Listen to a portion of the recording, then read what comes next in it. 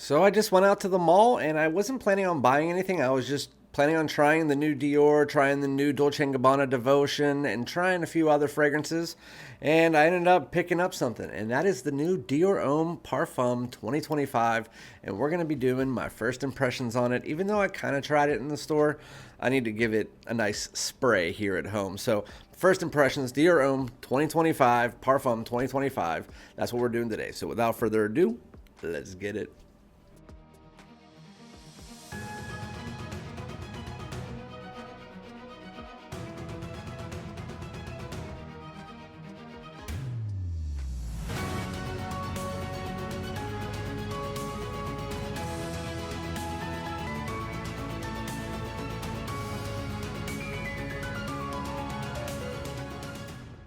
What's good, my great smelling dudes? Welcome back to my channel. My name is Randy, aka Fragrance Dude, back at you with another first impression and the first designer first impression here in 2025.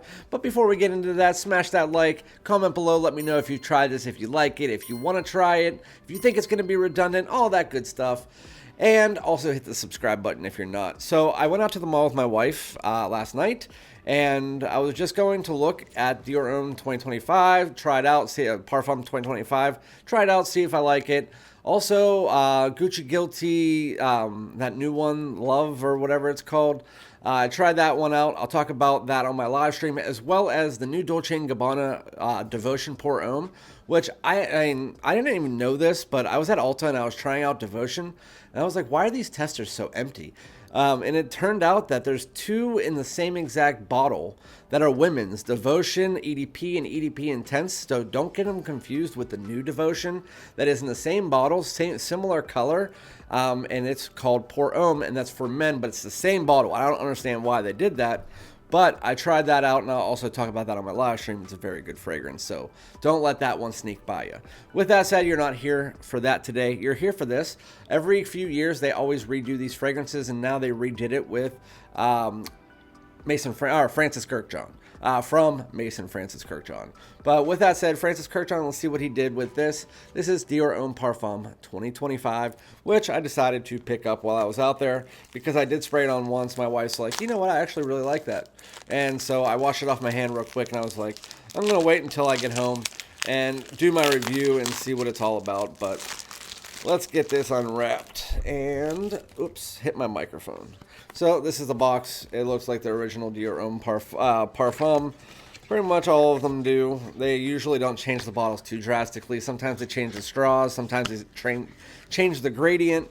And in this one, they kept the bottles of the original Parfum in Intense, except for they made the gradient more black, which I actually like that.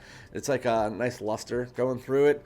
But this is the 2.5 ounce. It's 180. They also have a 1.7 ounce for 160. And then obviously that they always had good atomizers and whatnot. But I have the Dior Homme Intense in the Parfum. Apparently they were making this more for mass appeal, and that's why they never released the Intense in the Parfum in the United States. It was more in the European market, because it was more of that makeup lipstick iris, which doesn't really flow well in the United States. So let's see what they did, if they did change anything. If Francis Kirkjohn is a mastermind behind this, we shall see. And we'll see if the people who love Dior Homme Parfum are going to love this or hate this. So it does have that lipsticky iris in it, but it's not as heavy. It has more of a sweetness to this. It doesn't really smell, and so I'm going to take that back. It has the lipsticky iris, but it doesn't really remind me of Dior Homme Parfum. This reminds me more of the Dior Homme Intense, but even going past that, I would say more Prada L'Homme Intense, maybe the Givenchy's, because it has more of the sweetness and more of that like designer style iris, if you know what I mean, because the Intense in the Parfum had that more almost Florentine iris that was a little bit earthy, but powdery and had more of a higher quality aspect. Well, this smells more of like your Prada and Givenchy style iris. With that said, this one has something going to it that I did not expect. And I'm probably going to be losing my mind, and people are going to think I'm nuts by saying this, because I haven't seen anybody talking about this outside of just telling me it smelled like Dior Homme Intense. I heard a lot of people saying that, but This smells like those, again, those iris style designer fragrances like I was talking about. If you put it on top of Jean Paul Gaultier's Ultra Male, it has that feeling. So it still has the ambers and spices, and it definitely removed the rose from the parfum. This smells nothing like the parfum. And so I'm not a big fan of the parfum. I love the intense, so I'm actually kind of happy about that. This is definitely built more for the American market and for like the worldwide market and not just the European market. I can tell you that. So while it still is in that iris grouping, again, it reminds me more of the other mass appealing designer iris fragrances, but then you add a little bit of woods and spice in there, but then blended in there is some kind of lavender fruitiness. I don't know if that's what it is, but it reminds me of Jean Paul Gaultier's Ultra Male. I mean, it's not like the whole fragrance smells like it or anything. Again, it still has the iris, like it's like 70% that kind of iris style fragrance with a little bit of an amber and spice. But there is no mistaking.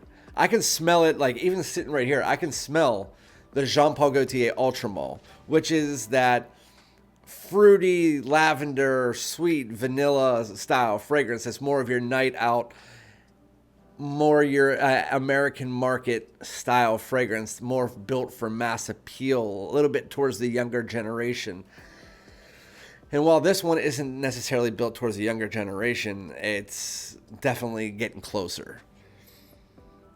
It has some kind of fruity, spicy mixture that reminds me of it. Literally, if I had to stop the review right now, I would say right now at this point in time in the fragrance, so the opening was like the opening minute or two really smelled like those iris style fragrances, Prada L'Homme Intense, Valentino Uomo Intense, Givenchy Gentleman Reserve Privé. It smelled like those. But then after about 2 minutes, it smells like those mixed with, especially Prada L'Homme Intense, mixed with Ultra Male. I could stop the review right now, and that is exactly what I get. A little bit spicier, a little bit higher quality, but definitely not as synthetic smelling. I love it. This might be my favorite from the three. But I've always been a sucker for mass appeal. I have my Dior Homme Intense over there. I wish I could grab it, but I can't. I wanted to use it as a prop, and I forgot. But, yeah. I love the bottle for this. Again, I'll show you the atomizer. There we go. There it is. It's really nice. Widespread. Very, very nice. And it's a more mass appealing version of those designer iris. And I'm going to not keep talking about it for another 6 minutes. What I'm going to do is I'm going to put you guys on hold for an hour. And I'm going to come back, let you know a little feel of the dry down, see if it changes, what I think. If I'm nuts about the Ultra Male, get my wife's opinion, and I'll be right back. All right, guys, we are back with the semi-dry down of Dior Homme Parfum. It's been about 50 minutes. It hasn't really changed drastically after the 30-minute mark. But yeah, I'm definitely not losing my mind on Ultra Male. I showed it to my wife, and my wife hates the Intense, and she hates the Parfum, and she likes this a lot.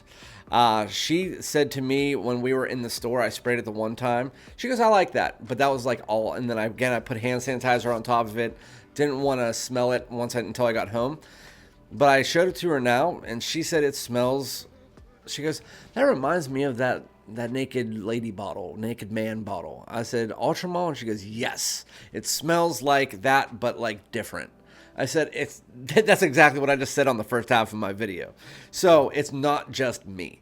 And so I don't know what other people are saying. Please comment below and let me know if is there any other people saying this, that it has an Ultra Male vibe underneath those iris style designer fragrances. Because right now I would say, so as it got to 30 minutes, you definitely did get a little bit more amber woods and spice mixed together. And so it kind of did downplay a little bit more of that sweetness. It has that bubblegum like sweetness that you get from Ultra Male. But there's no mistaking it. It is Dior Homme Intense / Prada L'Homme Intense on top of Ultra Male. But Ultra Male is only like 30% of it. And then it went to like 20%. so it's still around 20% right now. It's still a little bit fruity, a little bit more of that bubblegum sweetness mixed together with it. Just picture Dior Homme Intense with a little bit of the bubblegum sweetness that you get from Ultra Malt, and that is what this fragrance smells like. At least that's what it smells like to me. I do get a tad bit of vetiver coming in around 35 to 40 minutes. That is very nice. It's not as dry as I would expect, but the vetiver, the spices, a little bit of a woody ambery tone, but this fragrance is really good. I'm going to give it an 8.5, maybe a 9. I'm going to have to give it, I don't want to give it a 9 right now, but it's starting out as a good year. I had Angel Share Paradise yesterday. I love that stuff. And I gave that an 8.5 to a 9. So I'm going to give this an 8.5 right now. It has the workings to move its way up. I'm not sure, but I know the people who love Dior Homme Parfum are going to hate this. I just know that already, because a lot of people, they either have it as their best fragrance of all time or they don't like it. And so the people who have it as the best fragrance of all time, I can tell you, they're probably not going to like this, or they're going to say, this sucks. I think Francis Kirkjohn did exactly what they needed to do to put this in the American market. So he finally hit. He did a really good job with it. But let me know what your guys' thoughts are on it. In about 7 to 10 days, I'll come back with my full review. But that is Dior Homme Parfum 2025, pushing out nice, smells great. Going to be more for the fall and winter season for sure. Maybe nights outdoor in the spring, but really good fragrance. It's kind of like, again, designer style Iris on top of a Jean Paul Gaultier Ultra Malt, but very good. So that is Dior Homme Parfum 2025. I thank you guys. Make sure to hit that like if you did like the video. And again, I'll be back with another one. Peace out.